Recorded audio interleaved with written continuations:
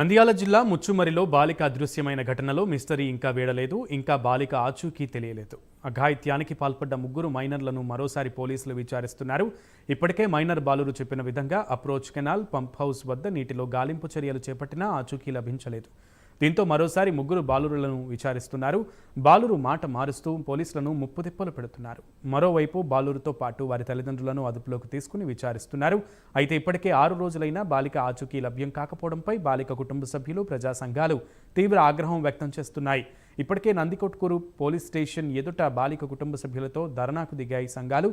రేపు మరోసారి ప్రజా సంఘాలు ఆందోళనకు పిలుపునిచ్చాయి.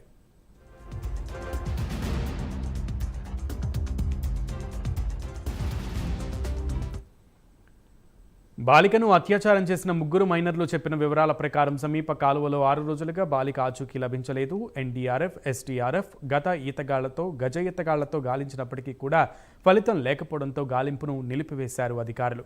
పోలీసుల అదుపులో ఉన్న నిందితుల నుంచి సరైన సమాచారం రాకపోవడంతో బాలిక కుటుంబ సభ్యులు ఆందోళన వ్యక్తం చేస్తున్నారు. పోలీస్ స్టేషన్ ఎదుట బైఠాయించి నిరసన తెలిపారు. బాలిక ఆచూకీ వెంటనే కనుక్కోవాలని, నిందితులను కఠినంగా శిక్షించాలని డిమాండ్ చేశారు. ఈ నెల 7వ తేదీన ముగ్గురు మైనర్లు 8 ఏళ్ల బాలికపై లైంగిక దాడికి పాల్పడి హత్య చేసి కాలువలో పడేశారు.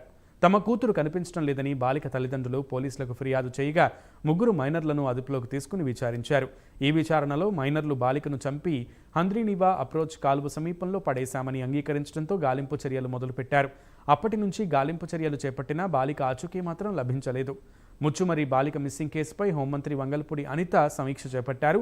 డీజీపీతో మాట్లాడి కేసు వివరాలు తెలుసుకున్నారు. కేసును త్వరితగతిన విచారణను పూర్తి చేయాలని ఆదేశించారు. ప్రత్యేక బృందాలను ఏర్పాటు చేసి విచారణను పూర్తి చేయాలన్నారు. శాంతి భద్రతలకు ఆటంకం లేకుండా వ్యవహరించాలన్నారు.